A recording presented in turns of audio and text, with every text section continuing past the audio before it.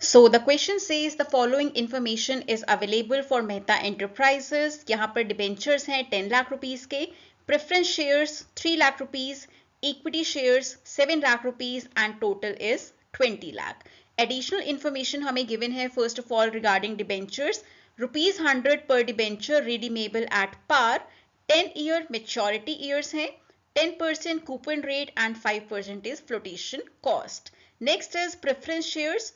Rupees 100 preference shares again redeemable at par, maturity 8 years, 15% is the dividend rate and flotation cost is 10%. Next we have equity shares जहां पर market price है 50 rupees, growth rate is 10% and expected dividend is 5 rupees per share. Corporate tax जो यहाँ पर apply होता है that is 40%.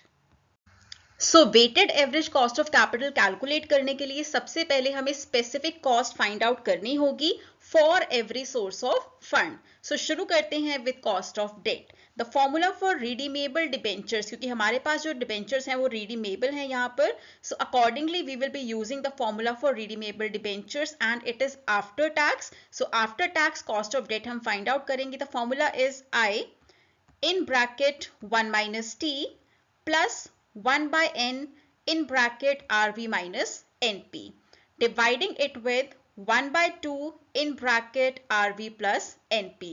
यहाँ पर I stands for interest amount, t is tax rate, n is number of years, rv redeemable value and np stands for net proceeds. So यहाँ पर interest हमारा बनता है 10 और वो कैसे हुआ, because 100 पर 10%, 100 का 10% हो जाता है 10. 1 minus t, so tax rate हमें given है 40%, so that means it will be 1 minus 0.40 plus 1 by n we have, so n की जगह पर we can write 10 because हमें यहाँ पर years जो time of maturity है वो given है 10 years. In bracket redeemable value, क्योंकि जो डिपेंचर्स हैं वो एट पार रिडीम किए जाएंगे, सो रिडीमेबल वैल्यू हो जाती है 100 rupees minus net proceeds. Net proceeds हम कैसे कैलकुलेट करेंगे?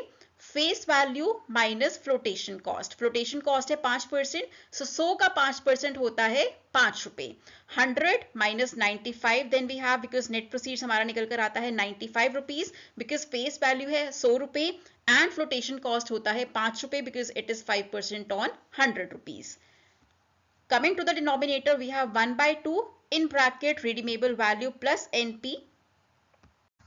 सो इक्वेशन को आगे सॉल्व करते हुए 1 माइनस 0.40 की जगह पर हम 0.60 लिख सकते हैं. Then we have solve this also. 100 minus 95 is 5 and 5 by 10 is 0.5. Similarly यहाँ पर 1 by 2 एंड हमारे पास ब्रैकेट में था 100 प्लस 95 जिसे हमने ऐड करके 195 लिख दिया है and dividing it with 2 we get 97.5. Solving it further, we get cost of debt as 0.066 or we can say 6.67%. Next calculate करते हैं cost of preference shares. Preference shares के बारे में हमें जो इन्फॉर्मेशन गिवन है that is 100 rupees is the face value, redeemable at par है, maturity 8 years, that means an आपका हो जाता है 8, 15% डिविडेंड का रेट है and flotation cost is 10%. So preference dividend हमारा यहाँ पर हो जाता है 15 rupees because rate of dividend is 15 and face value is 100. So 15 is your preference dividend plus 1 by n. n की जगह पर हम 8 लिख सकते हैं because यहाँ पर maturity 8 years है. Redeemable value, again preference shares are redeemable at par, so 100 हम यहाँ पर लिख सकते हैं in place of redeemable value minus net proceeds. Net proceeds यहाँ पर होते हैं face value minus flotation cost. Flotation cost कितना होगा? वो 10% है, सो 100 का 10% होता है 10 रुपए. So 100 minus 10 that is 90 rupees is your net proceeds. Now coming to the denominator, 1 by 2 we have written in bracket redeemable value that is 100 plus net proceeds that is 90. Solving it further we have 15 का हमने अभी 15 ही लिखा है, उसमें कोई change नहीं करना है. अभी हमने सॉल्व किया है इस पार्ट को. 100 minus 90 is 10 and 10 divided by 8 is 1.25. Dividing it with, in the denominator we have 1 by 2, in brackets we have 190. So 190 by 2 we have 95. We can calculate cost of preference shares as 0.171 or we can say 17.11%. Next calculate करते हैं cost of equity. हमें यहाँ पर expected dividend given है 5 रुपए, that we have put here. Market price is 50 rupees, वो हमने यहाँ पर लिख लिया है। Growth rate is 10%, so we can write 0.10। Solving the same, we have cost of equity as 0.2 और we can write it as 20%।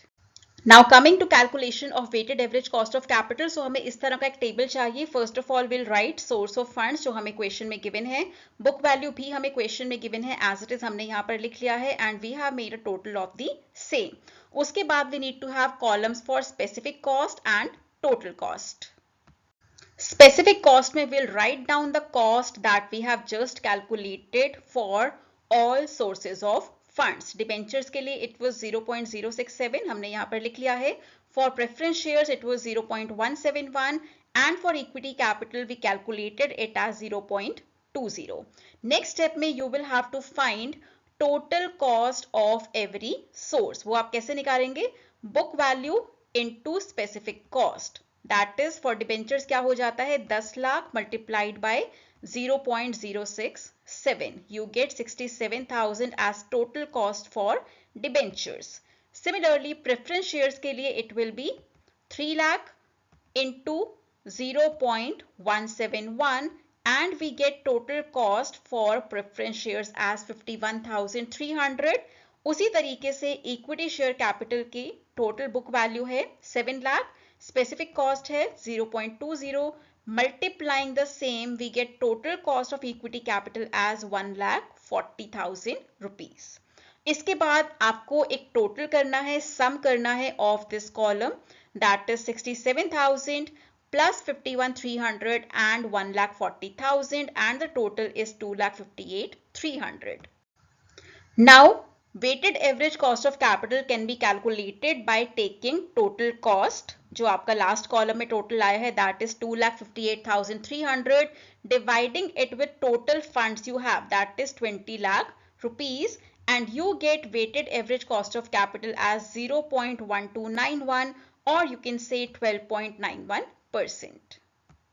Specific cost निकालने के बाद we can also use this method, that is a second method we are going to use today for calculation of weighted average cost of capital.